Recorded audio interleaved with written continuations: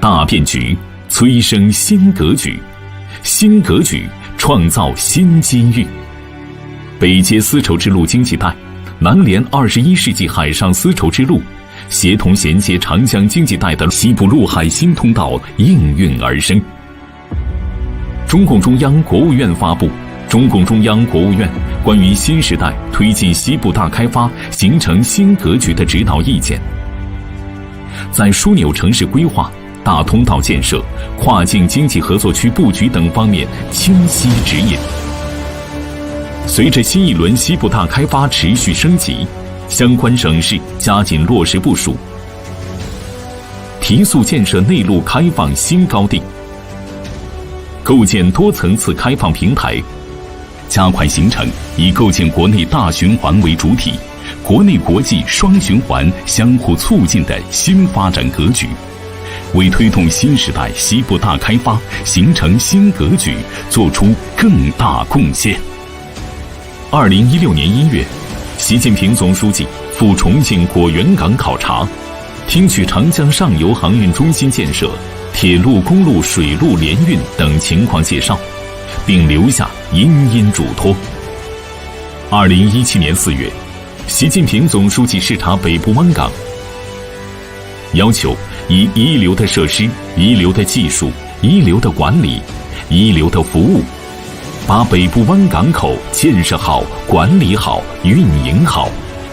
西部陆海新通道建设自重庆经贵阳、南宁至北部湾出海口，自重庆经怀化、柳州至北部湾出海口，以及自成都经泸州、宜宾、百色至北部湾出海口3条通道，共同形成西部陆海新通道的主通道。国家出台西部陆海新通道总体规划，西部陆海新通道建设省部级联席会议第1次会议顺利召开。省级层面，西部12省区市、海南省和广东省湛江市在重庆签署了合作共建西部陆海新通道框架协议。目前，通道建立了国家发展改革委牵头14个国家部委和重庆、广西、四川等省区市共同组成的西部陆海新通道建设省部级联席会议制度。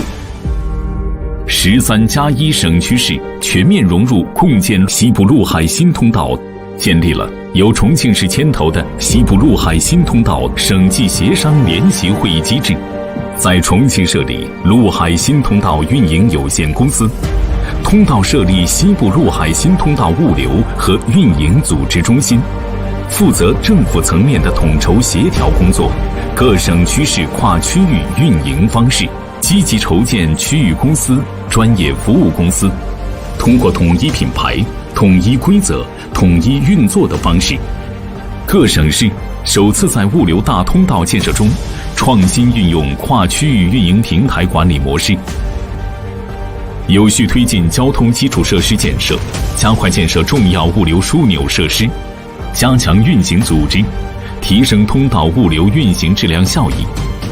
北部湾港口服务逐渐提升，重要节点逐步设立集装箱还乡点，铁海联运一单制逐步推广，国际贸易单一窗口功能不断深化，大型企业积极参与通道建设运营。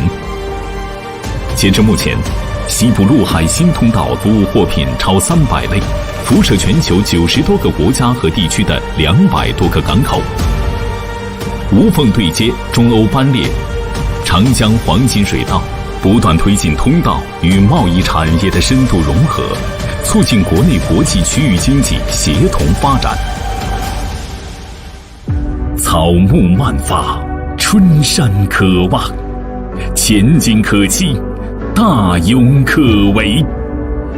到2025年，经济、高效、便捷、绿色、安全的西部陆海新通道基本建成；到2035年，西部陆海新通道全面建成，通道运输能力更强，枢纽布局更合理，多式联运更便捷，物流服务和通关效率达到国际一流水平。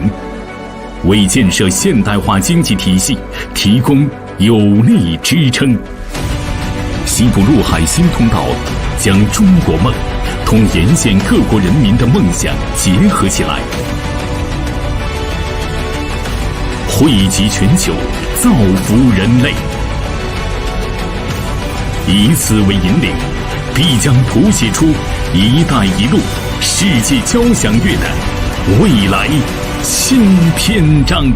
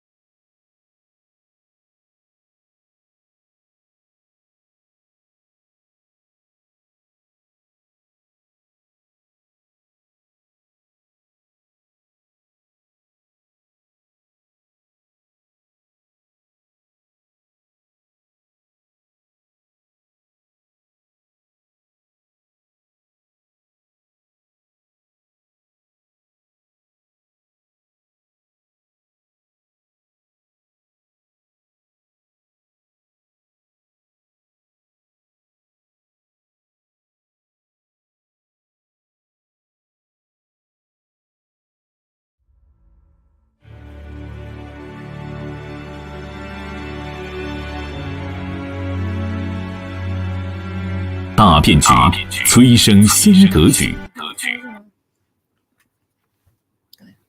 可以了。跟你们说话呢。可以了。Hello everyone, welcome back to iChongqing's channel. This is Eiko Chen. Today's live stream is about the new International Land and Sea Trade Corridor, aka ILSTC.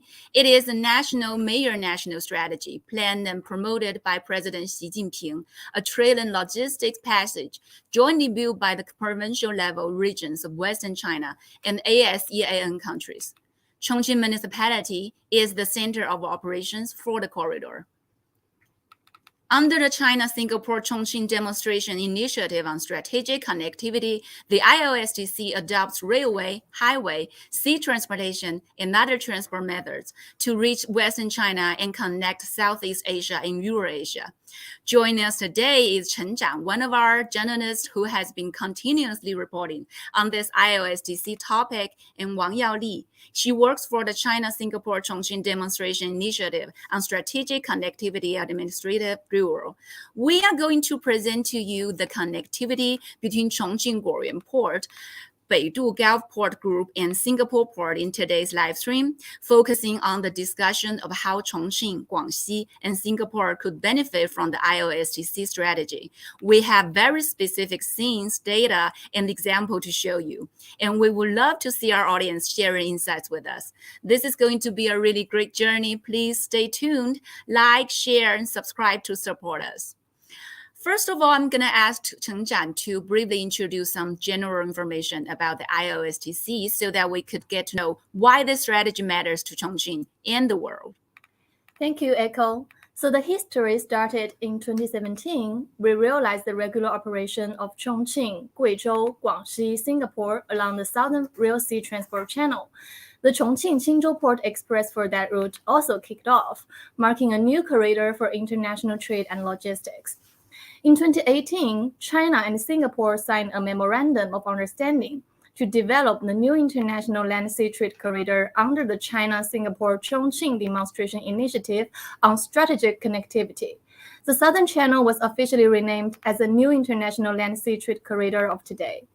Yeah, international logistics is at the forefront of Chongqing's development plans. Chongqing is located at the intersection of the Belt and Road Initiative and the Yangtze River Economic Zone. As the corridor development, you can imagine how it can reduce transportation time and increase connectivity to surrounding provinces and regions, as well as have a positive effect on China and ASEAN countries' economic development. Yes, over the past 5 years, the ILSTC has formed three significant logistics organization types: international rail sea and railroad intermodal transport and cross-border road transport. Effectively connected with the China Railway Express and the Yangtze River Golden Waterway, the ILSTC has expanded its fleet scale and radiation areas, reflecting its powerful synergy and great potential. So you mentioned the China-Singapore Chongqing demonstration initiative on strategic connectivity, which is why we invited our guests and reporters from Singapore to connect with us today. Yaoli, I want to know what's the China-Singapore Chongqing demonstration initiative and how it related to the ILSTC. The China-Singapore Chongqing Demonstration Initiative on Strategic Connectivity, generally shortened to CCI, is the third government-to-government cooperation project between China and Singapore. With Chongqing as its operation center and modern connectivity and modern services as the same, CCI focuses on the four priority areas of financial services, aviation, transportation and logistics, information and communication technology, which have further expanded to cover more areas as it continues to grow. The new International Land-Sea Trade Corridor is one of the 5 corridors under CCI, and to further promote it, China and Singapore have jointly issued some cooperation plans under CCI. Thank you, Yaoli. It's really a huge plan for Chongqing and Singapore, and we've already seen so many collaborations between the two regions. We are glad to have our partners in Singapore Port today, Mrs. Tian Lianghui, PSA Tuas Port Development Assistant Vice President, and Mr. Ouyang Gangseng, Sino-Singapore Chongqing DC Multimodal Logistics Company and Deputy General Manager. Now let's switch the screen to them.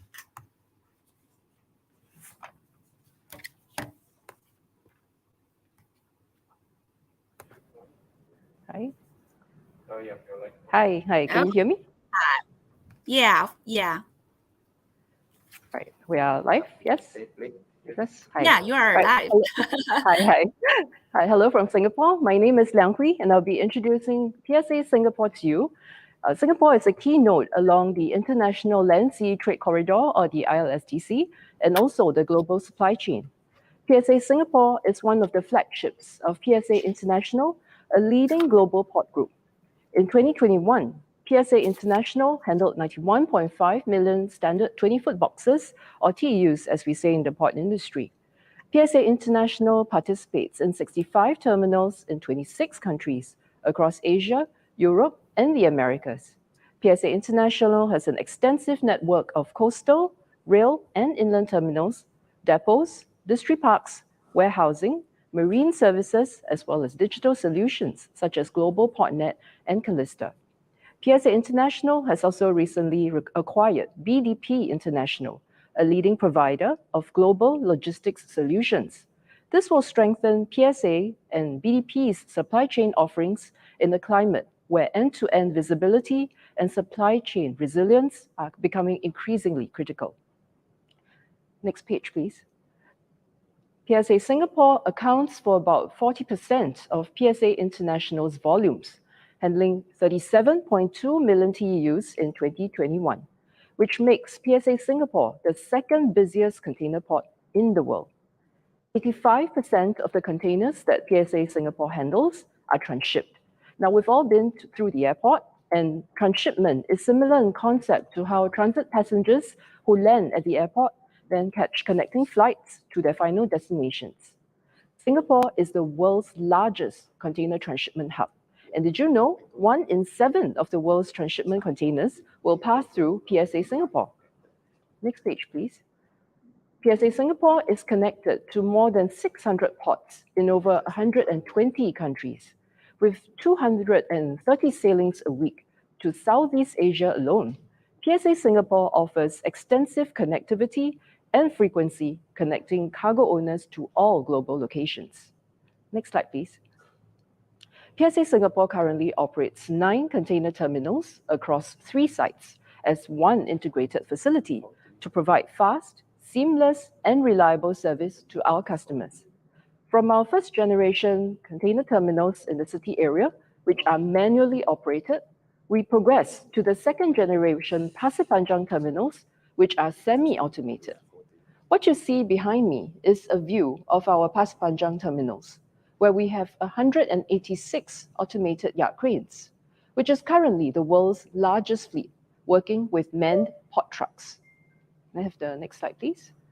PSA Singapore is investing in new capacity with our megaport at Tuas, with berth depths of 23 meters up to 26 kilometers of wharf length and quay cranes of 55-meter height. Tuas Port is future ready to handle the next generations of mega vessels. Next slide, please. Tuas Port uses fully automated cranes and manless port trucks, or what we call AGVs, automated guided vehicles. Tuas Port is expected to be the world's largest automated port upon completion, with capacity to handle 65 million TEUs. PSA Singapore has just started operating 2 berths at Tuas from late 2021. At PSA Singapore, we employ the principles of co-create, converge, and cycle fast in our design. PSA Singapore is not just a port, but a supply chain ecosystem. Now imagine yourself at Tuas Port. All the automated equipment is humming along quietly and efficiently, seamlessly orchestrated by our intelligent systems. A container makes its way from Chongqing to PSA Singapore via the ILSTC. The box is unloaded and unpacked at one of our regional distribution centers, and the box contents, in this live case, lanterns for Lunar New Year, were delivered to a happy customer just in time for our celebratory light-up in Singapore, Chinatown this year. PSA Singapore is co-creating with our customers tailor-made supply chain solutions that converge port automation with digital solutioning.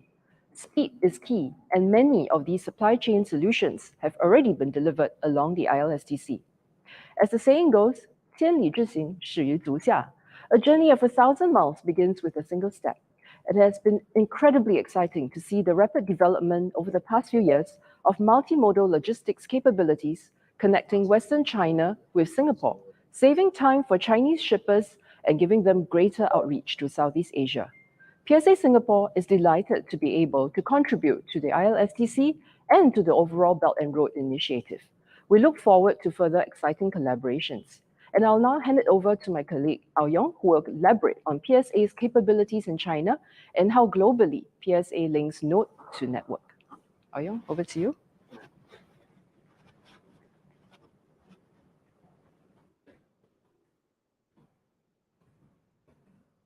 Hey, good morning, everyone. I'm Aoyong Gongxing from PSA.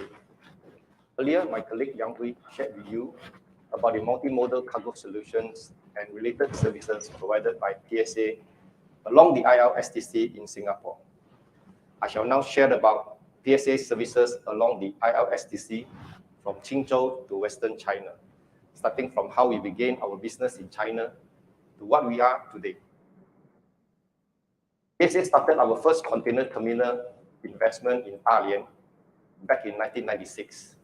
And over the next 20 years, we have since extended our footprint to 10 coastal terminals in China.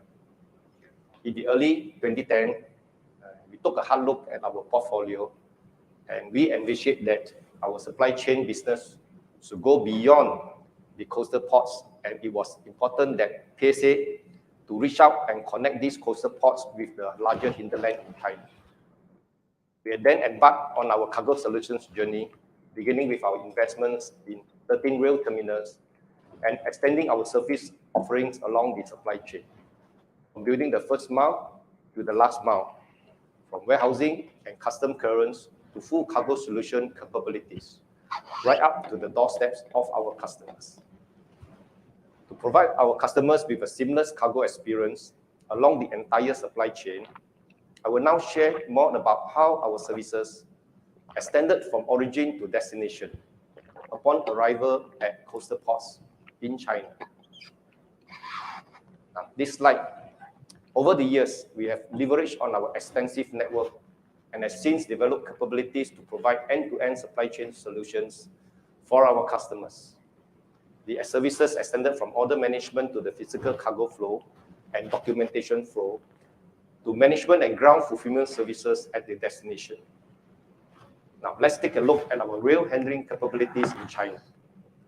In 2016, PSA invested into China's largest inland rail container terminal operator called the China United International Rail Container Company Limited, or in short, CUIRC. CUIRC's network of inland railway containers are strategically located at regional economic centers across the country, forming a strong core of intermodal transport network and providing first-in-class service to our customers. Today, CUIRC is handling close to 60% of the China Rail Express volumes and have since grown from strength to strength.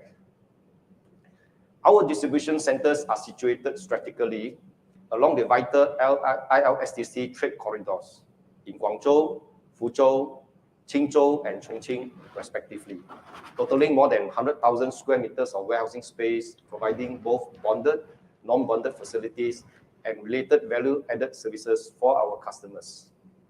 The International Land Sea Trade Corridor is a key trade and logistic corridor, with Singapore and Chongqing serving as two important nodes, performing a key role in facilitating international trade between Western China and Southeast Asia through the rail sea or intermodal freight transport connectivity.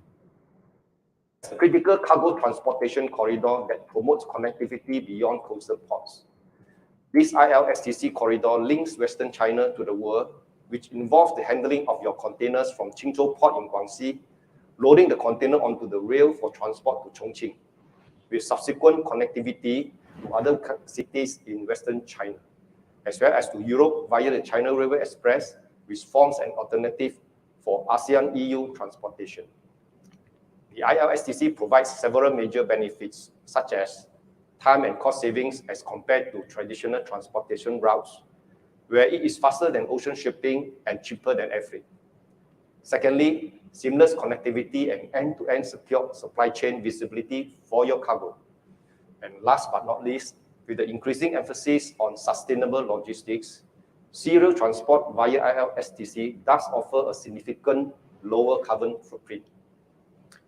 In 2021, close to 5,000 freight trains were operated along the ILSTC, and we also saw a 13% year-on-year increase in container volumes handled to about 200,000 TEUs that year.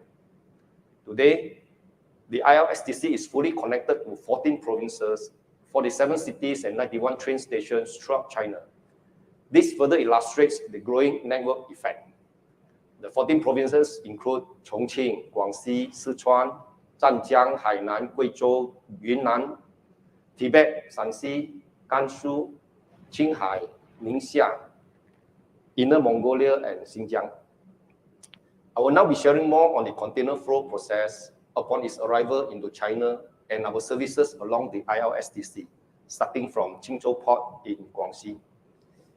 In 2015, PSA invested in Qinzhou Port, which is our first foray into China's southwest region and has since become a fast-growing economic region in China today. Qinzhou Port has since fulfilled its purpose as an international trade corridor linking ASEAN and China and served as a strategic location to support the growth in this region. Over the past 6-7 years, we worked closely with the government to co-create the supply chain ecosystem that serves the needs of our importers and exporters in Guangxi and beyond, by providing best-in-class operations in container handling, efficient and reliable railroad intermodal connectivity for them. Now, let's take a look at our port in Qinzhou. This slide shows the key specifications of our existing Qinzhou terminal and its further expansion plans. Today, the Beibu Gulf PSA International Container Terminal, or BPCT, is the only international container terminal in this area, as nearby Fangcheng and Beihai ports handle mainly the bulk cargoes. Qinzhou terminal handled 4.6 million TEUs in 2021 and has 18 weekly shipping services, providing excellent connectivity through Asia, in particularly Southeast Asia. When the container arrives in Qinzhou Port, it will be discharged and transported to our CUIRC Qinzhou Rail Container Terminal, which is located just adjacent to the port for onward rail carriage to Chongqing. At the rail terminal, we operate daily rail services to further enhance shipping frequencies to cities in Western China. By the end of the journey, upon entering China via Qinzhou Port, the container would have taken about 2 to 3 days to arrive by rail to Chongqing. Under the CCI framework, PSA invested and set up the Sino-Singapore Chongqing DC Multimodal Logistics, or SSCDC in short, in 2017. This is a third G2G project between China and Singapore after the Suzhou Industrial Park and the Tianjin Eco-City mega projects.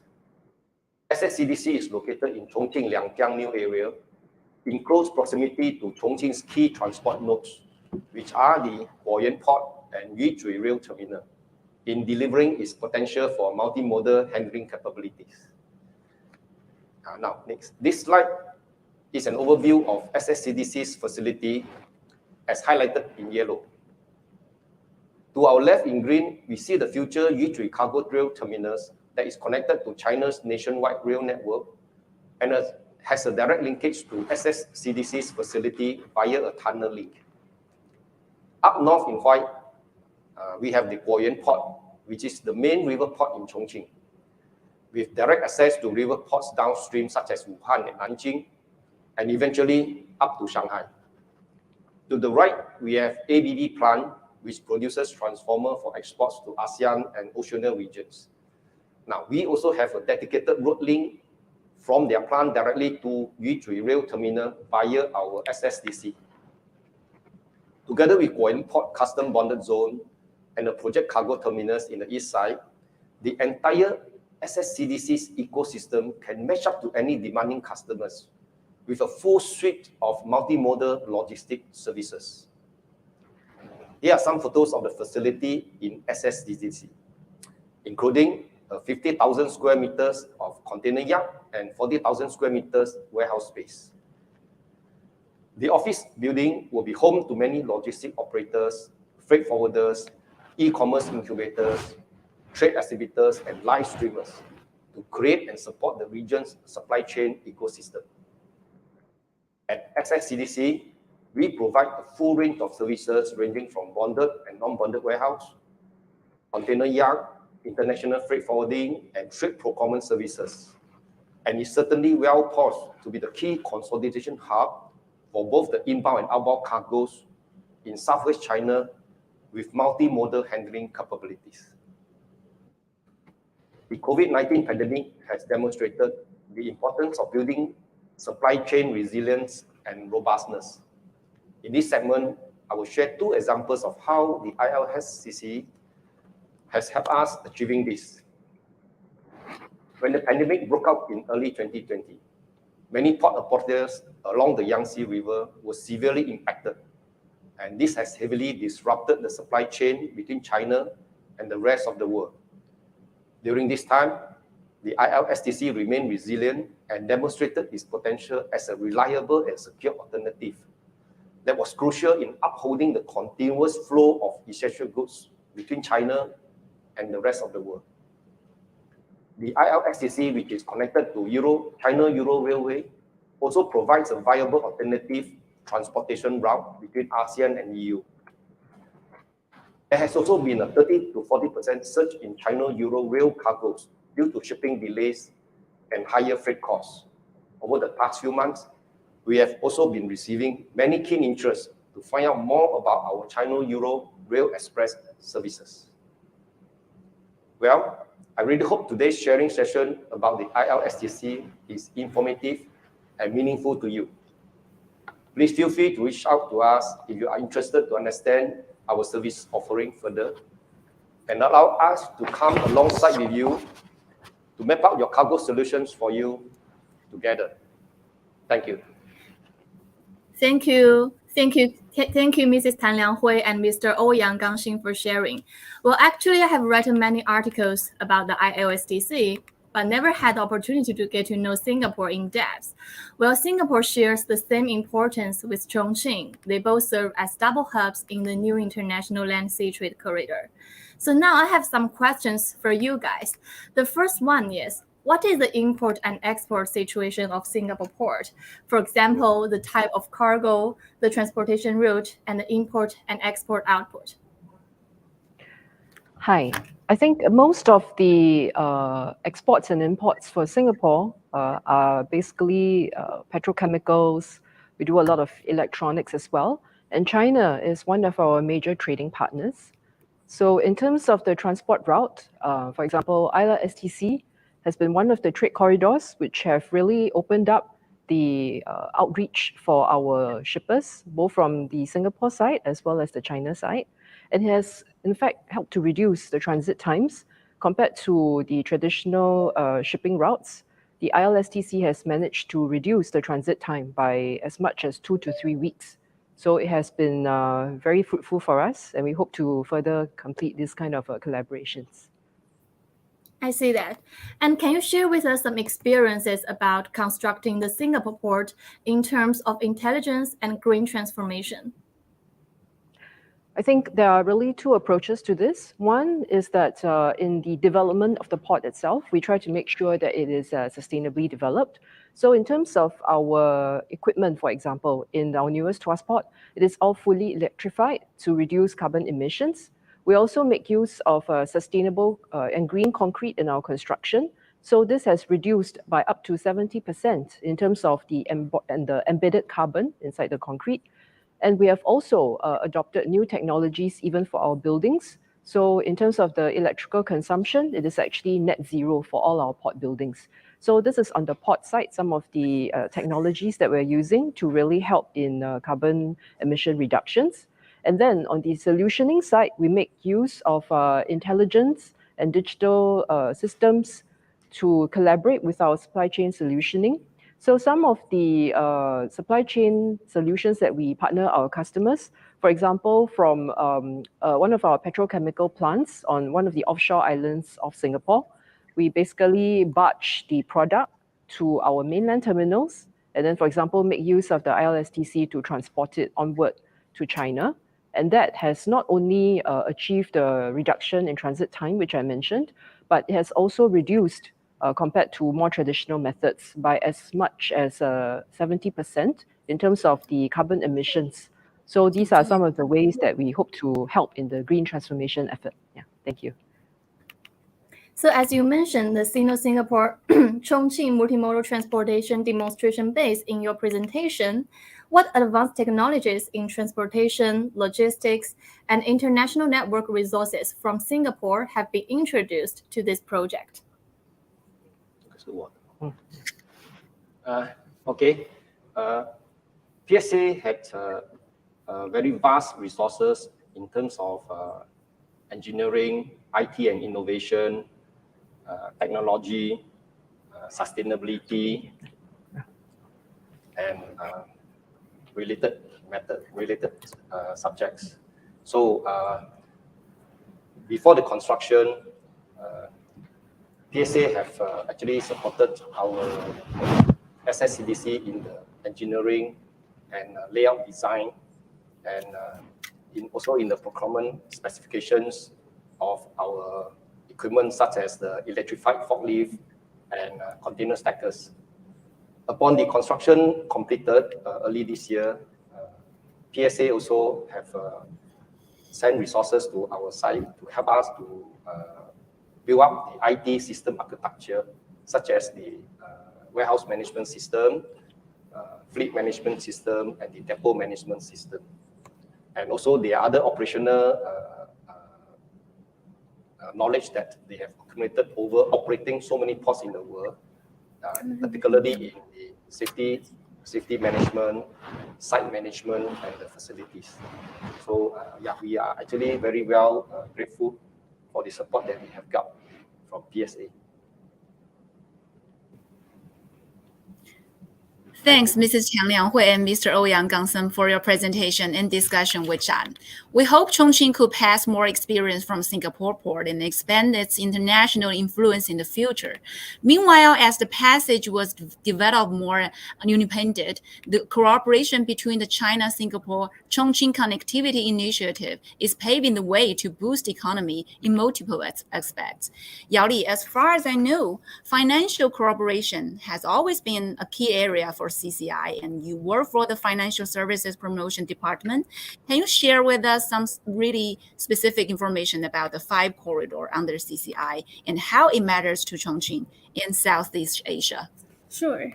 Over the past 6 years, as BRI cooperation continues to advance, 5 corridors have been designed and put into action under CCI, namely the new International Land Sea Trade Corridor, China-Singapore Dedicated Data Channel, China-Singapore Cross-Border Financing Corridor, Chongqing-Singapore Express Airway Link, and Chongqing-Singapore Card Trading Exchanges, greatly contributing to closer connectivity between Western China and Southeast Asia. By the end of June 2022, under the framework of CCI, the 2 sides have signed 211 cooperation agreements for various government and commercial projects worth $252.5 billion US. In the financial service area, we have 226 cooperation projects worth $293.9 billion US. A myriad of projects has been executed in the area of financial services, aviation, transportation and logistics, information and communication technology, as well as education, healthcare, and tourism, making CCI well known as China and Singapore join hands to advance the Belt and Road cooperation.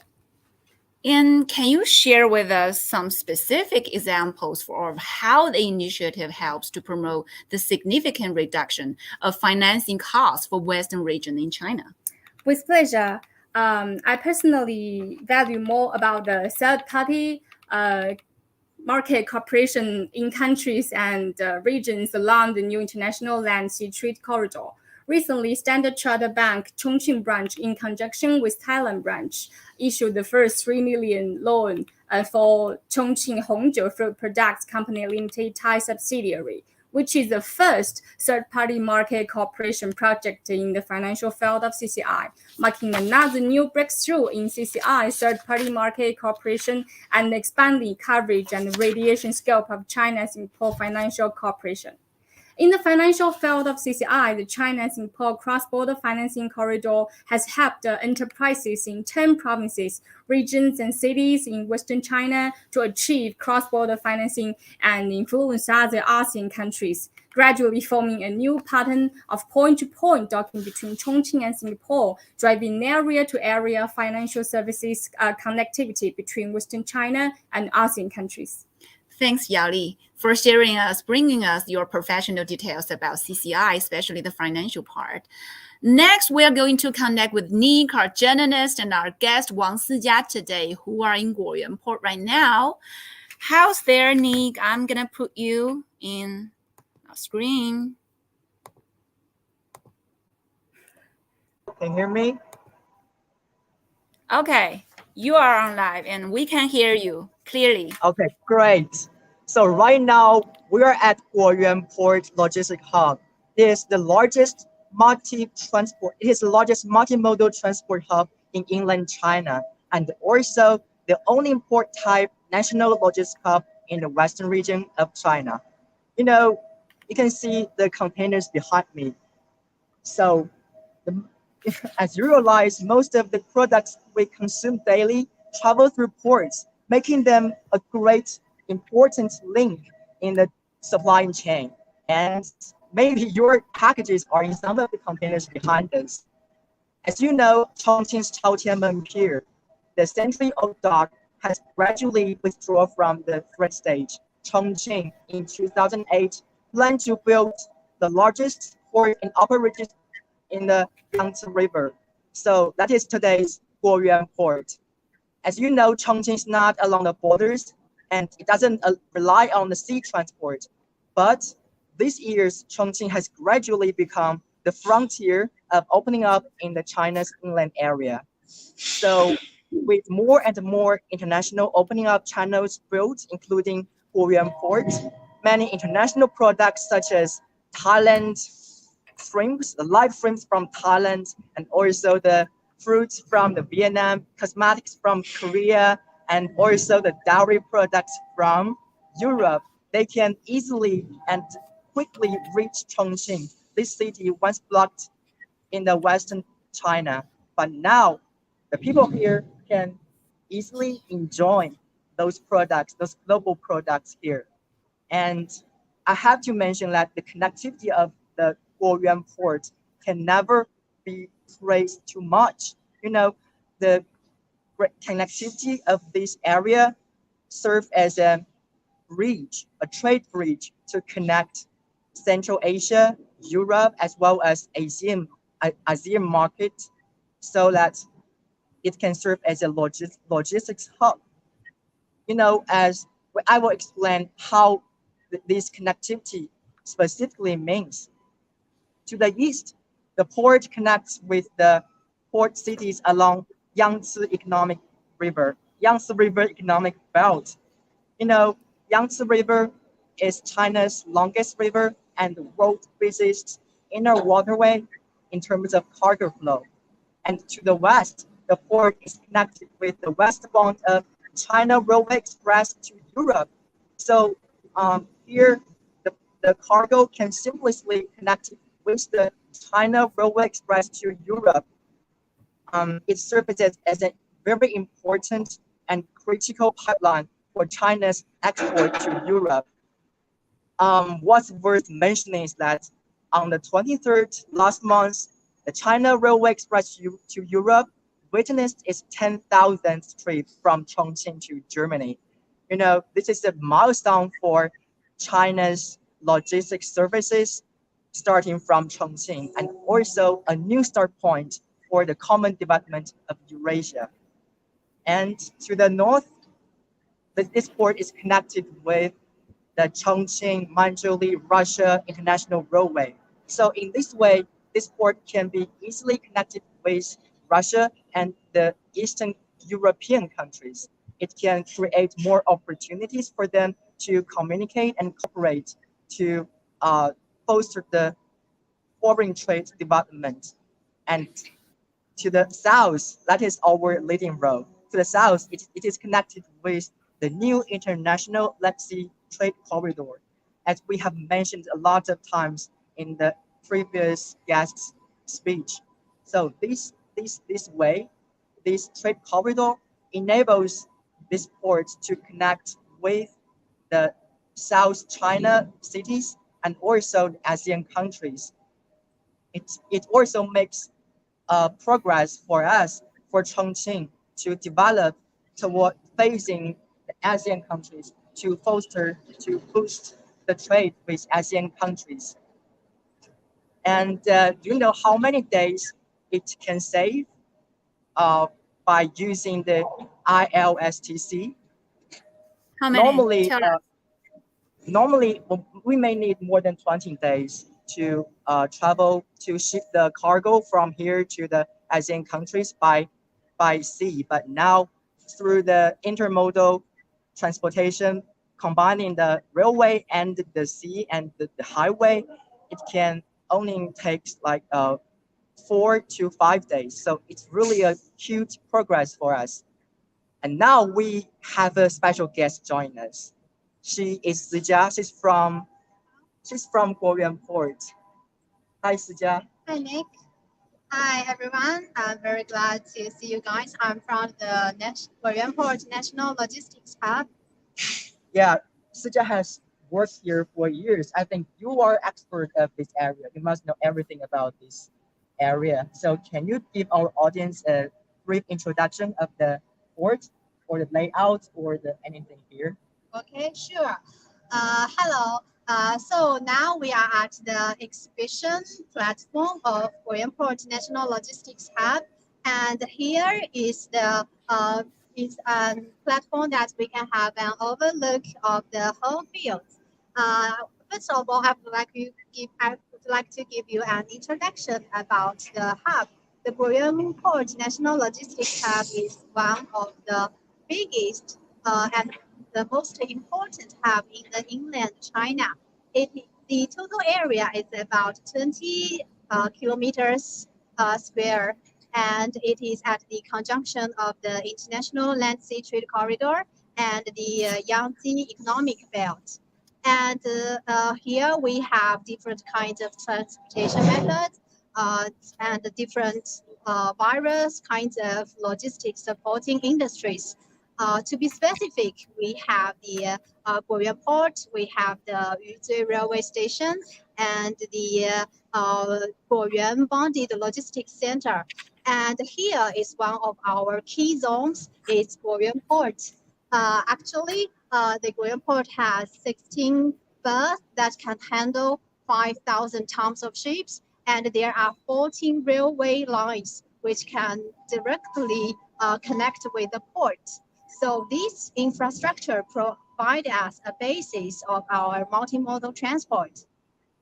So it's my first time to visit such kind of cargo port, and I'm so impressed. I'm so impressed about the the containers and also the container cranes on site. And we can see a lot of logistic activities are going on pretty well organized on site. So Sijia, can you introduce us like some logistic activities on site? Okay, sure. Actually, we can see there are some huge orange equipment. Actually, they are the containers cranes. So they are painted to be orange because it can attract people's awareness and can alarm people while they are operating. Yeah, I think orange is a very bright color. It's also like some tradition color in the manufacturing industry, also aviation industry. I think you guys must have heard that the black box in the airplane is not actually black; it's also orange because the bright color can easily, attract people's attention when the rescue team are searching for the black box, right? And also the containers here, you can see a lot of containers, but we cannot see many humans there. And during the weather like this, it rains a little, and in summer it's really hot, but the port is still well organized and everything is going on pretty well, but we don't see many operators on site. How can you achieve this? Actually, because we have made some efforts to improve the workers' welfares. For example, in the past, the workers need to climb 20 meters to get into the operation room, and they need to control the containers in centimeter level precision. And that requires quite a long time for train, usually 1 year. But now we have the digitalize all the containers frame, and we have intelligent remote control system. So the all the containers frames are controlled by the electronic brand. And now the workers can just sit at their office and they just pressed the button to control all the containers. And it also reduced the training time. It only need to take 3 months now. Now I see. So you can, as Sijia mentioned, you can really like understand how intelligent and how smart the management system of this port is. And apart from the remotely controlled loading and unloading, we can see there are a lot of trucks down below carrying the containers here and there to their next stop. As you know that the port is seamlessly connected with the railway and highway or some waterway, and it only takes 15 minutes from here to get to the Jiangbei International Airport. So the transportation here is very, very convenient. And what's the significance of this? What it can bring?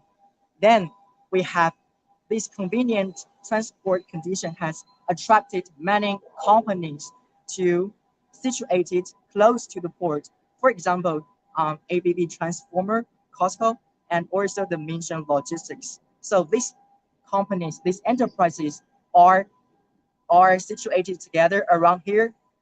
They also formed a supply chain to boost the logistics, to boost logistic development here, and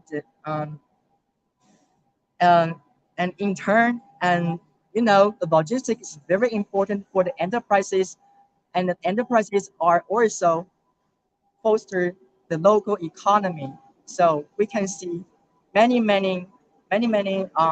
new companies are attracted here because those companies who arrive here first, they're serving as an example for those potential investors and enterprises. So we're so proud that during the past 4 years, 4 to 5 years, the development of this port has made such a huge progress, both for the port itself, but also for the overall economic growth around this area, even for Chongqing, the city. You know, I also read the statistics of this month that according to the Statistics Bureau of Chongqing Municipality, it shows that the overall import and export value has reached 800.1 billion yuan. That is 199 billion US dollars. So it is with an increase of 28% compared to the previous year. So during this import and export process, I think Guoyuan Port Logistics Hub has contributed a lot to this number. Yes, actually, we can see we have plenty of containers here, and inside the goods are many, like the machinery accessories, the construction materials, the chemicals, as well as the construction materials as well. And after these containers are shipped, they will be sent by our river and ocean combined transport. That means after they are shipped, they will be sent at first to some big ports like the Shanghai port and the Ningbo port by the Yangtze River Golden Waterway, and then they will be sent to the world by sea. Yes? Yes, this hub is never the end of the transport flow.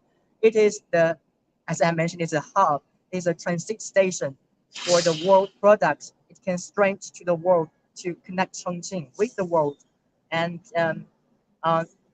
for the new audience, who are also new to Chongqing's business environment, I want to reiterate that Chongqing is the largest production base for laptops, and is also one of the important automobile production base in China.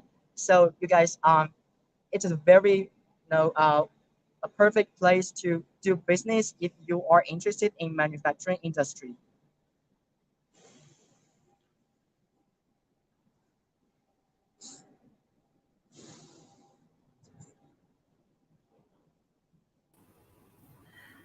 So hello Echo. So you guys, do you have anything else you want to see so we can show you around along this platform? Yes, thank you. Thank you so much, Nick and Sijia, for showing us around Guoyuan Port. Well, in Chongqing Liangjiang New Area, Guoyuan Port is the largest port on the upper reaches of the Yangtze River and a key point connecting the Yangtze River economic belt and the regions along the Belt and Road Initiative. So now I have some questions for you guys. I have one for Sijia. Compared with land transportation and air transportation, what are the advantages of water transportation mode? And what are the general goods imported and exported from the Guoyuan port? Okay, actually, according to different customers' requirements, each kind of transportation method has its own advantages and disadvantages. Like the water transport, it is cheap and with large capacity, but it is also slow, and the ship schedule is restricted. And for the air transport, it is faster but more expensive. Another disadvantage of air transport is that the many airlines, they have the requirements of the specification of the goods. And for the railway transport, it has been developed rapidly in recent years in China, thanks to our Belt and Road Initiative. And it is also because that we have the China-Europe Express Railway and the new international land sea trade corridor trains. And at last, for the road trade, for the road transport, it can deliver the customers with door-to-door service, and it is becoming more popular in some Asian countries. And as for the multimodal transport, at Guoyuan Port, you can choose the combination of all kinds of transportation. So that can provide you not only cost-efficient transportation method, but also time-efficient. Yeah. Thank you, Sijia. As Nick talked about the great connectivity of Guoyuan Port, I'd like to know more about the south route to connect the new international land sea trade corridor as our topic of today. So what is the general route of the new international land sea trade corridor from the Guoyuan Port, Nick? So as I mentioned, to the south, the port is connected with the trade corridor. Specifically, there are several international freight lines. I will give some examples. For example, first one is the first China-Vietnam railway. It start from Chongqing Guoyuan Port to Hanoi, the capital of Vietnam.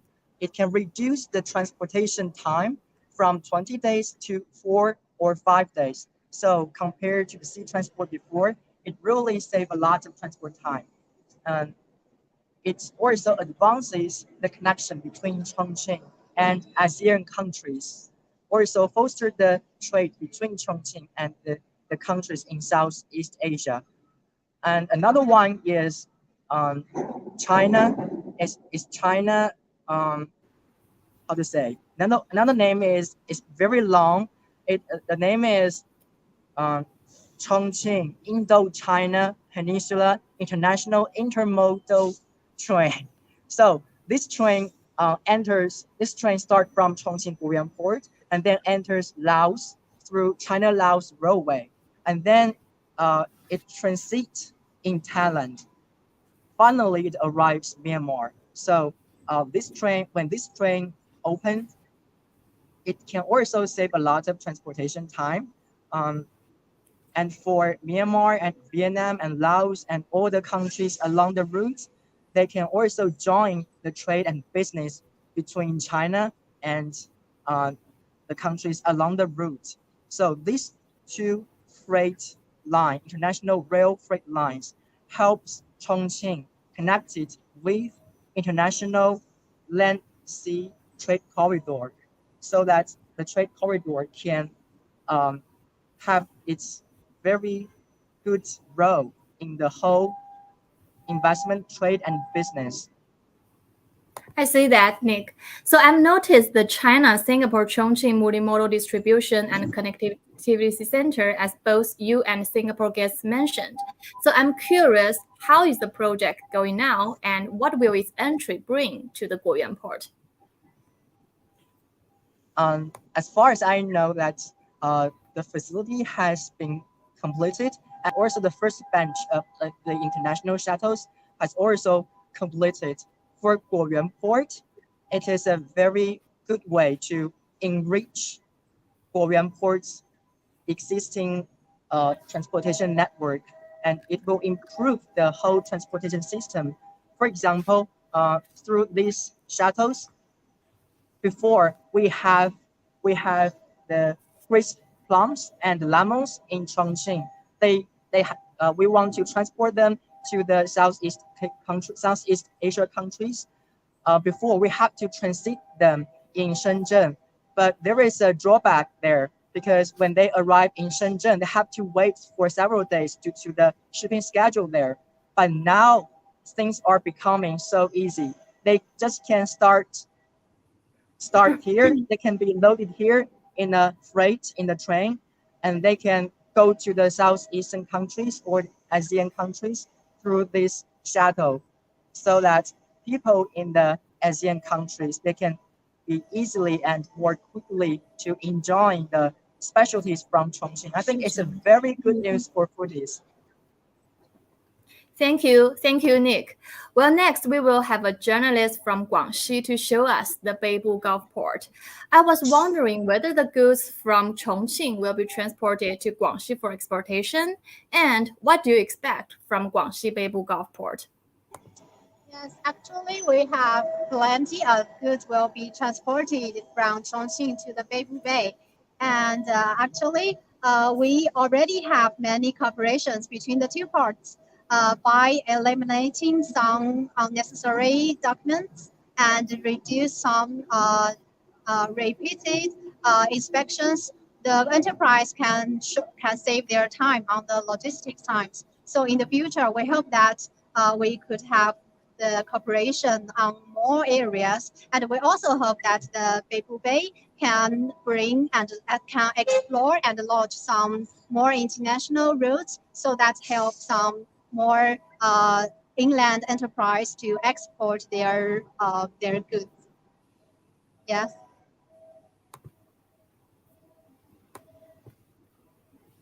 Thank you, Sijia and Nick. You know, Chongqing has 38 districts and most of them produce great fruits. We have some really nice Wushan crisp plums here in our studio today, guys. Do you ladies try this before? Because it's really delicious and juicy. And we have an example to show you. This is these pictures that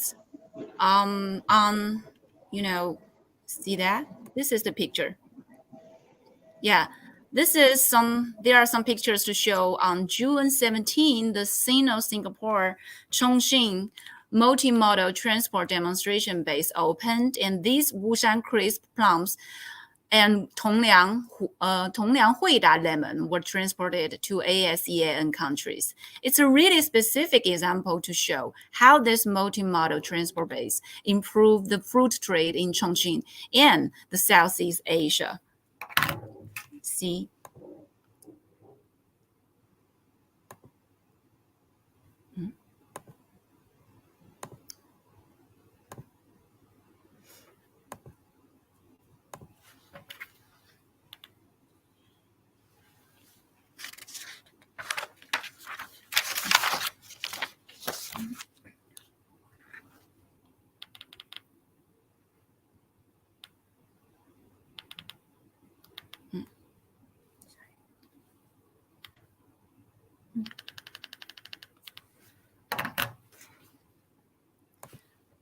Okay, for those who just got in right now, you are watching iChongqing's live stream show about the new international land and sea trade corridor. It is a strategic corridor jointly built by China and Singapore under CCI, with Chongqing as its operation center and the western provinces and cities as critical nodes.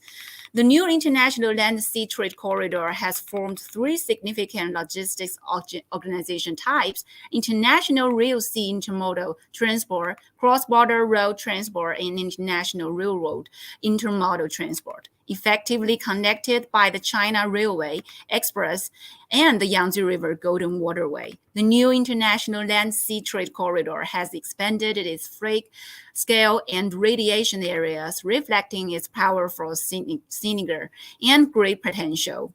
We have some comments from our audience. They surely want to know more about this international strategic corridor and how it can shape our world more economical, efficient, convenient, green, and safe. But before that, I will release two videos about the Guoyuan Port that Nick and Sijia has visited, and also the video from the PSA where we connect with our reporters from Singapore.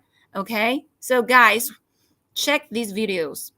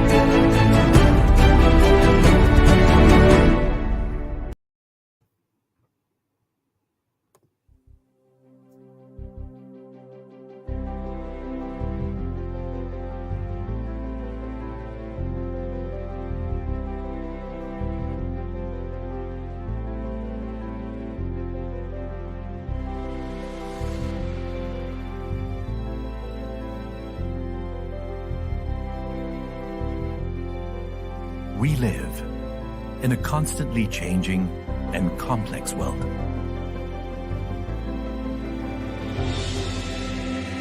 What connects us is global trade.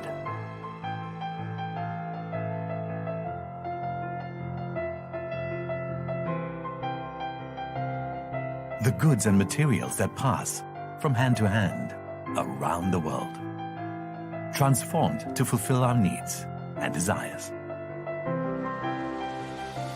At PSA, we take pride in helping to make the world smaller and the world economy bigger. With a global network of seaports and inland terminals, and our flagship terminals in Singapore and Antwerp, we move mountains every day.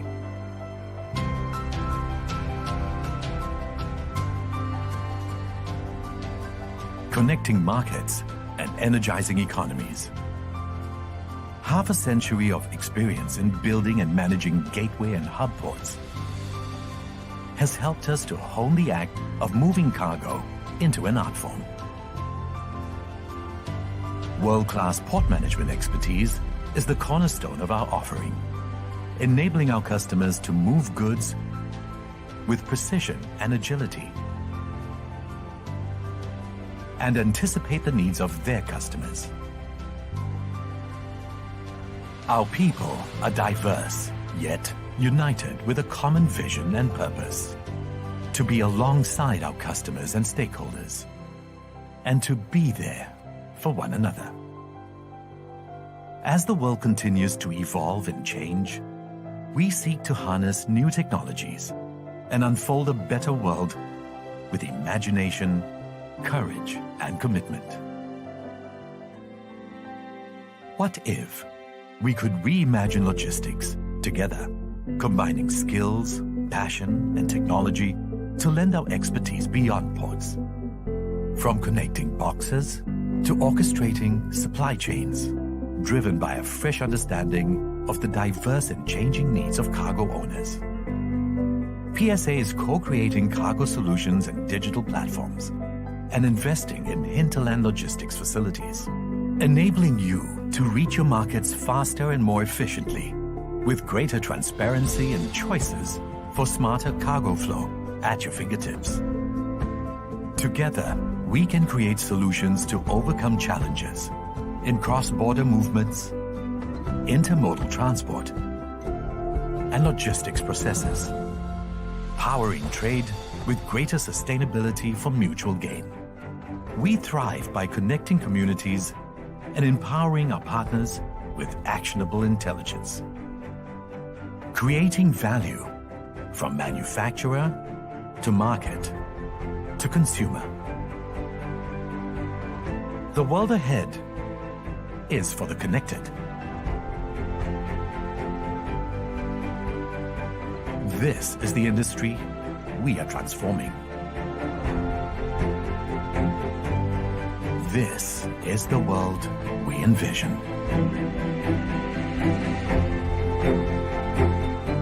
Unfold the future of logistics with us.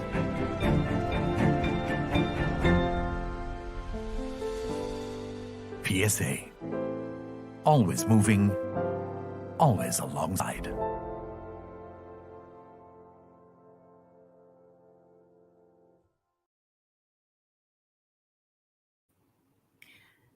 Welcome back. Here comes our Q&A section, and I'm going to ask Zhan and Yaoli to answer these brilliant questions for us. And this one goes straight to the point. Let's see. How does ILSTC work to transport goods efficiently?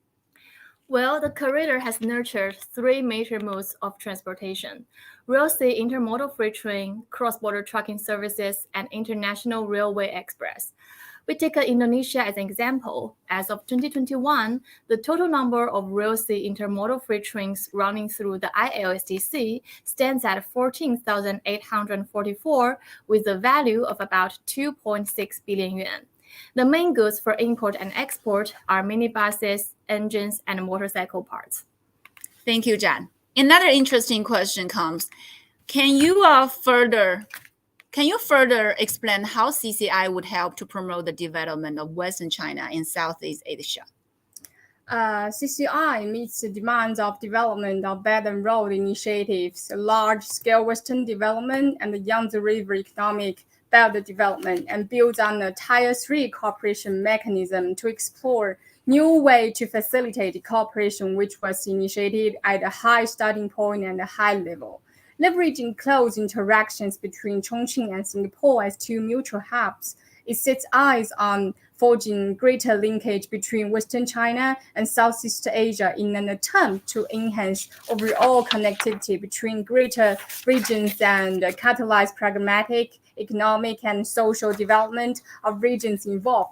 This is a way to foster a new model of openness and development between Western China and ASEAN, as well as regions beyond. Thanks for commenting in Zhan and Yaoli's explanation, which emphasized the central power of Chongqing as an international logistics hub worldwide, and for us to better understand the importance of CCI.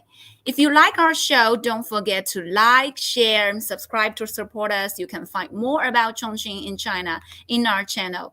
So next, here comes our last guest today. We have to switch back to the domestic side because Guangxi is really important for the corridor. We are going to connect with our guest from Guangxi. In August 2017, the Southbound Channel Framework Agreement on the building and cooperation of China-Singapore-Chongqing Strategic Interconnection Demonstration Project was signed by Chongqing, Guangxi, Guizhou, and Gansu.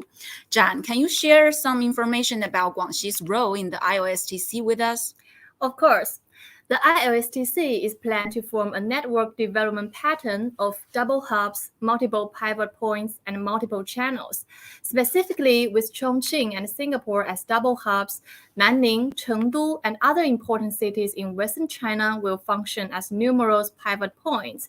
Qinzhou and other Beibu Gulf ports will operate as important interchange points, and the ILSTC will form a multi-channel network through a combination of rail, water, and air transport modes. Well, Guangxi is an important exit port for the new international land-sea trade corridor. At present, Guangxi has completed a series of significant projects in Qinzhou Port, representing the most advanced level of intelligent technology in the port industry and vigorously promoting the corridor's construction. Today, we invited Kevin Wang, the reporter of Beibu Bay Radio, who's now in Qinzhou Port Group, an important node for the organic connection of the Belt and Road, also the seaport of the ILSTC. And we have Kevin here.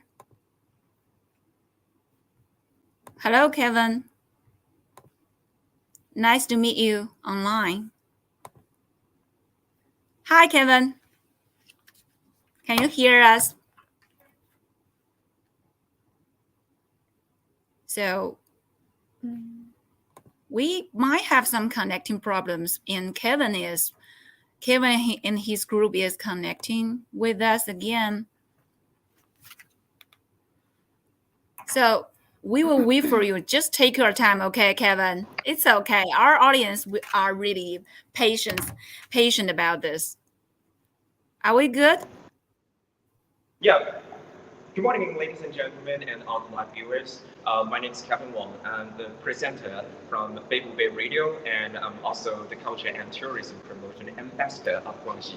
Thank you for having me today.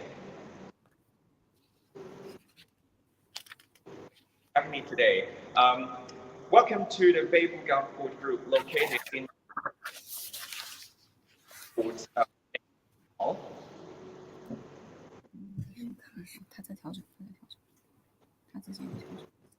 Yes, I'm now at the Beibu Gulf Port Exhibition Hall. First of all, allow me to give you a brief introduction of how the ILSTC facilitates the port industry in Guangxi. Right? 5 years ago, the first sea rail intermodal trains via the new international land-sea trade corridor was dispatched. Over the past 5 years, great achievements have been made by dispatching regular trains, building a route network, and achieving an increase of 22 0.9 times in container freight volume. The ILSTC serial intermodal trains have given a strong impetus to the building of Belt and Road Initiative. Next, I'm going to show you the CCTV footage of the port areas under Beibu Gulf Port's group, right? So this is the Qinzhou Port area. Every day, workers at the port unload containers from ships. Trains will be loaded with cargoes like food and textile products, then depart from the Qinzhou Railway Container Center Station, travel through mountains, and finally arrive at 55 cities in 15 provinces in mainland China, as well as 319 ports in other 107 countries and regions in the world. Strongly driven by the ILSTC, Beibu Gulf Port has logged a hike in cargo throughput, ranking first for its growth among major coastal ports in China. From 2017 to 2021, its container throughput increased from 2.28 million to 610 million TEUs, up 27% on annual average, enabling the port's first place in growth for 4 consecutive years among China's major coastal ports, and allowing it to jump from 16th to 9th place in cargo throughput. The train network has spread over 15 provinces from the original 4 provinces. Thanks to the effective linkage with China Railway Express, the number of C-rail intermodal trains have skyrocketed from 178 to 6,117, an annual average increase of 142%. The number of China-Vietnam cross-border trains have increased from 922 to 1,904, an annual average increase of 19.9%. In the first quarter of 2022, 1,760 C-rail intermodal trains were dispatched, up more than 31%. Beibu Gulf Port's container throughput reached 1.406 million TEUs, up more than 11%. 682 China-Vietnam cross-border trains were dispatched, up 74.87%, all demonstrating the significant improvement in quality and benefit of the corridor. This year, China has continued to support the ILSTC. In March, the Ministry of Finance, the General Administration of Customs, and the State Taxation Administration jointly issued a notice on the policy for pilot tax refund at departure land port, marking that the Beibu Gulf Port become China's first coastal port enjoying this policy. Export-oriented enterprises can select tax refunds at the departure port as declaration and will get a tax refund immediately after the departure of the train. Compared with the previous model through which the refund was got after the trains traveled outbound, the new model shortens the time for refund and further enhances the capital turnover efficiency, facilitating smooth operations of foreign trade industry chain and supply chain in Central and West China, effectively stimulating market vitality and strengthening the inner power of the development. On June 28, China's first C-rail intermodal automated container terminal was opened here. With the world's first new type process technological solution, this terminal has fully solved problems existing in the terminal operation process solutions, including high energy consumption and investment costs, unbalanced equipment utilized, and fuel handling points. By contrast, this terminal is efficient, cost-effective, and strongly extensible. At the same time, the terminal is equipped with low-speed rail-mounted gantry cranes, reducing equipment cost. Investment in the construction of storage yards, equipment energy consumption, and wear and tear by more than 30%. It is also designed with China's first intelligent sliding rail shore cargo handling system and first full process, full region smart security system for ports, and the world's first intelligent maintenance and operation platform system for the automated container terminal.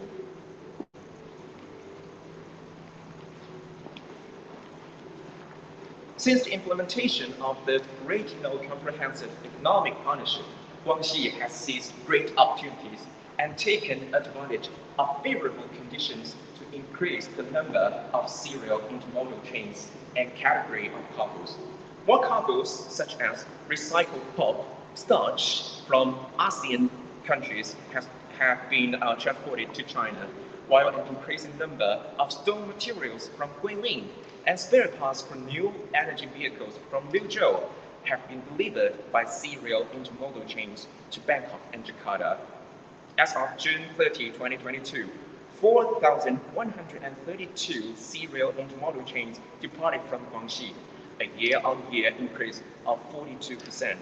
Every day, 20 serial intermodal chains depart from and arrive in Guangxi, transporting Guangxi's characteristic products across China and outside of China. Yes, Eiko?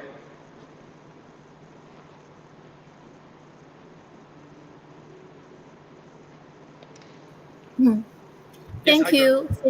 Thank you so much, Kevin. Well, I would like to ask you to talk about some advanced technologies of Qinzhou Port. Well, the first one is, what is the convenience of this China's first serial automated container terminal in logistics and customs clearance? Yes, sure. So first of all, I'm going to invite the first special guest, Mr. Wang Xiao, Deputy Manager of Production Department of Beibu Gulf Port Limited Corporation, to join us, give us more details, please. 王总你好所以第一个问题就是我们国家的首个海铁人员自动化的集装箱码头可以说是代表了港口行业最先进的一个智能化。那么在物流通关方面会给我们带来哪些便利？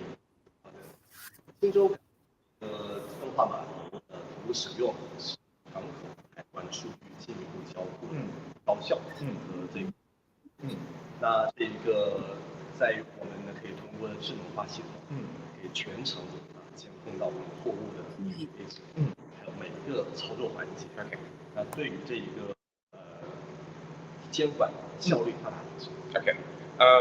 After the automated container terminal was put into use, the data interactions between the port and customs are more efficient, and the supervision of customs on import and export container cargoes is completely visualized. Yes. 叠加海关的这一个提前申报两段申报以及这个两段准入的一系列的通关便利化政策那让这个我们的这个零等待实现零等待货物的这个在港的等待时间进一步缩短。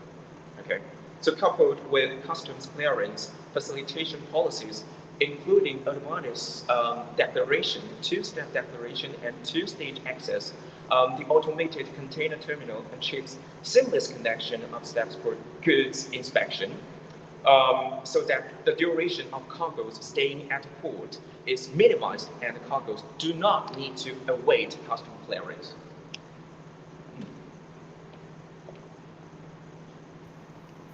Thanks, Kevin and our guest.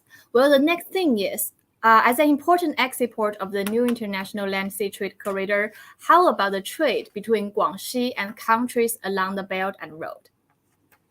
所以下一个问题是，那么作为这个西部陆海通道的一个重要的出海口，我们和“一带一路”沿线国家的贸易嘛？好的，北部湾港现在已经有了这个内外贸集装箱航线，一共有71条，其中外贸航线有43条，包括6条远洋航线。那与 RCEP 成员国通航的话，一共有33条航线。目前我们的外贸航线可以通达东南亚、东北亚、南亚、南美及北美地区。内贸航线覆盖全国沿海港口。在今年这个上半年，我们与 RCEP 成员国家，通过陆海新通道进行了贸易往来的话，已经实现了13个国家的这个联通，实现了货物是35016个的集装箱。Okay. As of now, the domestic and foreign trade container shipping lines of the port have totaled 71. Among them, 43 are foreign chain lines and 33 are connected to the ports of ASEAN countries. Foreign chain lines can directly reach Southeast Asia, Northeast Asia, India, Hong Kong, of China, and so on. And domestic chain lines connected, such as Qinzhou Yingkou, and so many ports, terminal, among other places. The existing line network of the port links more than 250 ports in 100 countries and regions across the world. In the first half of 2022, 13 ASEAN member countries shipped cargo through the ILSTC with a total volume of 35 and 10 TEVs. Thank you, Kevin and our guests. So as you said in your presentation, the combination of sea-rail intermodal transport trains and the pilot policy of tax refund at the departure port provides a stable, safe, efficient, and convenient transportation channel for enterprises. So my question is, what convenience does this policy offer for enterprises, and how much has their efficiency been improved? Yes, now I'm going to have the special guest, Mr. Wei Fengsheng, Deputy General Manager of Marketing Department of Guangxi Beibu Gulf Port Limited Corporation. 有请曾总。曾总你好。接下来这个问题是，这个西部陆海新通道海铁联运班列加上陆运起运港退税试点政策这个叠加，可以说是为企业提供了一条稳定、安全、高效和便捷的一个运输通道。那么，请问这个政策如何便利了企业，又提高了多少效率？现在是这样子，原有的起运港退税政策，是以那个水陆运输为前提的，然后这一次是国家实施的首个陆路起运港退税政策，它是对原有政策的一个重大的一个突破。Okay. The original tax refund policies for ports of departure are based on waterway transportation. However, the pilot policies on tax refund at the departure land port are firstly implemented by the nation, which break through the original policies for ports of shipment.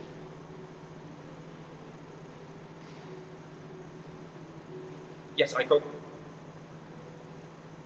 Okay, thank you. So the final question is, in the future, how will Guangxi build the Beibu Gulf Port at a high level and create an international gateway of the new international land-sea trade corridor? Yes, 广西将如何高水平的建设北部湾国际门户港，如何打造西部海情报的国际？随着那个 RCEP 政策的一个实施，西部陆海新通道的话也是蓬勃发展。北部湾港将进一步加强硬联通和软联通，全面提升北部湾港的综合服务水平和能力。Okay.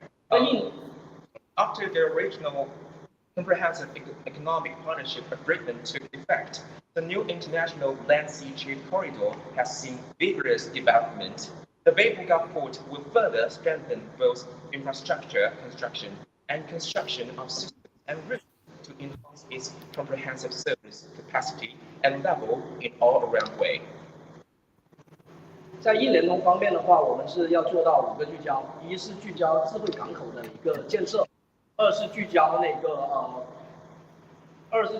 个集装箱航线的一个开拓。我们争取力争到2025年实现外贸集装箱航线超过65条，集装箱航线总数超过100条。然后三是聚焦无水港建设。目前我们已经在新通道沿线的地方建成了15个无水港，将来还会新建7个无水港。第4个聚焦的话是聚焦班列的一个运输组织。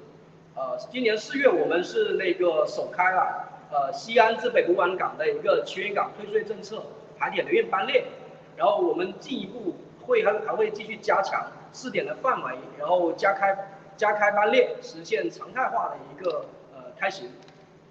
然后第5个的话就是那个聚焦港口的集疏运能力的一个建设。然后我们的话要做到的话就是主动配合港口主通道的一个铁路网建设，继续推进加密进港铁路建设，然后主动的融入平陆运河的一个建设，实现那个公铁、海铁跟江海铁的一个完善那个多式联运体系。Okay. In infrastructure construction, our efforts will focus on 1. Smart port construction, 2. Container shipping line development. By 2025, there will be more than 65 foreign chain container shipping lines and a total of more than 100 container shipping lines. 3. Giant port construction. As of now, we have built and operated 15 giant ports along the ILSTC and will build 7 more in the future. 4. Optimization of rail transport. In April, we opened the Xi'an Beibu Gulf Port Sea Rail Intermodal Chain under the pilot policy of tax refund at departure land port, realizing tax refund upon departure. We'll later further expand the pilot scope, dispatch more chains, and realize regular operation of the chains. 5. Construction of the port collecting and distributing system. Great efforts will be made to support construction of the main railway network in the hinterland and especially continue to build this special railway line network for entering the port. Actively participate in the construction of the Pinglu Canal, further optimize the rail sea, highway sea, and river rail sea intermodal transport system. 在软联通方面的话，我们将努力实现多式联运水平、信息联通水平和港口服务水平的3个提升。In the construction of systems and routes, we will endeavor to improve the levels of intermodal transport, information collectivities, and port services. Thank you. Thank you, Mr. Thank you, Kevin. Thank you, our guest today, for presenting us this information about the Qinzhou Port. And before we enter our last topic today, I have a video about the Qinzhou Port to show you guys how amazing this port is and how important this port is for the corridor. Let's check this video.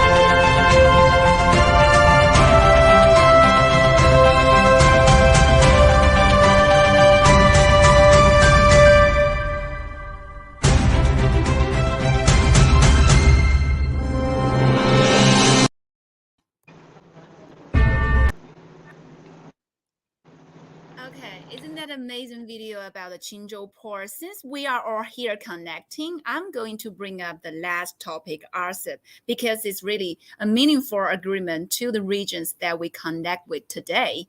Zhan, can you tell us what's RCEP and the meaning of this trade agreement to the world? Of course. Well, the Regional Comprehensive Economic Partnership, or RCEP, entered into force on January 1st, 2022, which will further create a favorable environment for international cooperation.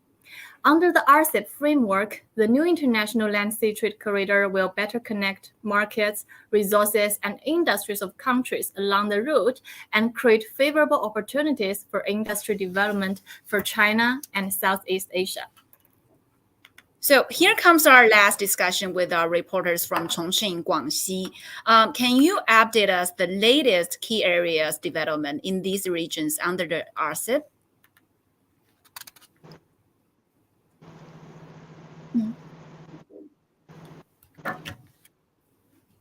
Okay, we have Kevin here and Nick here, and we are going to talk about RCEP right now. All right. So next, like Mr. Wang, Production Department of Port Listing. Please, Mr. Wang.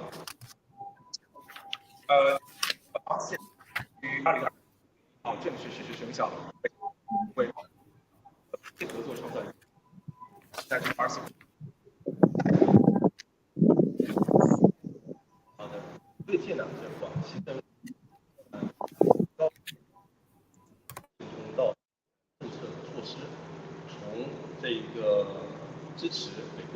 发展 IK 联运，降低物流成本，提高效率，6个方面共出台了22个具体的措施，对于高质量的发展其不短期不到有大力的这个促进作用。Guangxi has issued the policies and measures of Guangxi on high-quality construction of a new international land sea trade corridor, which proposes 22 specific measures on 6 fronts to promote the high-quality development of the corridor. 广西呢将一如既往的支持规模化、常态化的开启新的板列和这个班轮。那我们也是将促进这一个通畅国内大循环，促进国际国内双循环，对于打造我们北部湾门户港有积极的促进作用。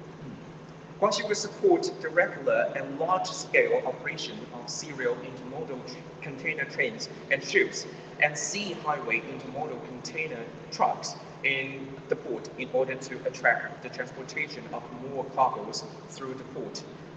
3 routes are of great significance for unblocking the domestic economic cycle, facilitating the national establishment of a development pattern featuring both domestic and international economic cycles, enhancing the appeal of the new international land sea trade corridor, and creating an international gateway port for the Beibu Gulf. Thank you, Mr. Wang. Thank you, Eiko. Thank you, Kevin. And I think Nick is the next one to answer this question, right? Yeah, I'm ready. I'm ready for this question.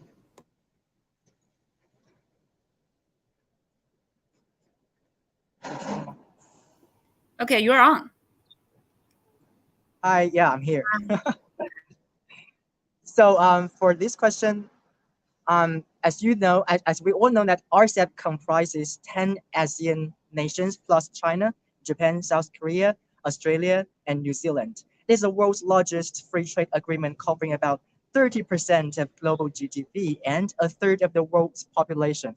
The deal will enable the Asia-Pacific region to become a global manufacturing and supply chain hub and serve as a catalyst to spur post-pandemic regional and global trade. And for Chongqing, we are the economic engine in Southwest China. We're now striving to conduct more targeted training for companies so they can better understand the policies and be involved in the business. Relying on the new international land sea trade corridor, we will keep improving intermodal transportation networks.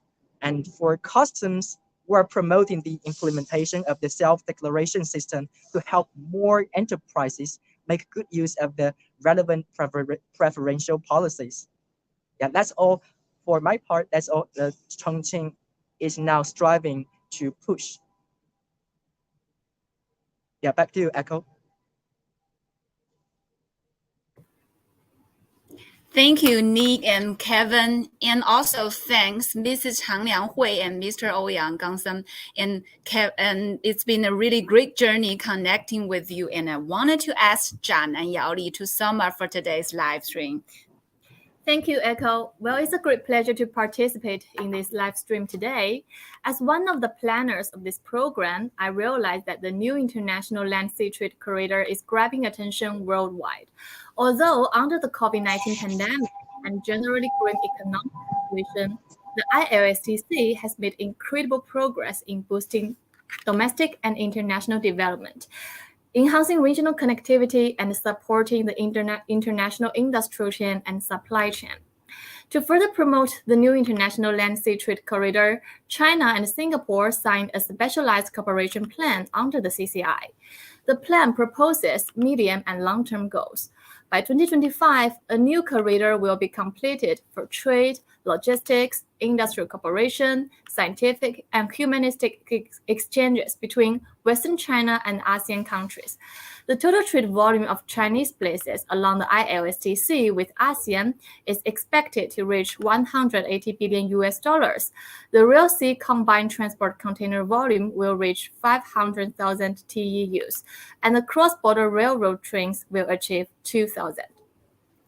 The long-term goal is to form a multi-dimensional, efficient, open, secure, and stable modern interconnection network that effectively connects the Eurasian continent and benefits Western China, Southeast Asia, Central Asia, Europe, and other regions by 2035, in which Chongqing is a significant node. In April and May this year, Chongqing started to operate an international intermodal express between China and Malaysia, Thailand, Laos, and Mongolia. The International Railway Express between China and Myanmar was also opened. We can see that the new international land-sea trade corridor has made continuous advancement to expand the transportation routes, aiming to reach all over the world. Other countries in the ASEAN regions are welcome to participate in the co-construction of the new international land-sea trade corridor, jointly promote the construction of the corridor into a new stage of high-quality development, and inject energy and momentum into the prosperity and stability of the regions and even the world. Thank you, ladies. Thank you, ladies. A great discussion with our journalist, Zhan, and our guest, Yaoli, and all the reporters and our guests in Chongqing, Guangxi, and Singapore with us about this new international land and sea trade corridor. In Chongqing, we have a newly opened exhibition hall about this ILST project. It is a must-visit place if you care about this national strategy and really want to explore the city. We have a short clip about it, and I will release it as the ending of our show today. Thanks for watching. This is iChongqing's channel. Please like, share, and subscribe. I'll see you guys next time.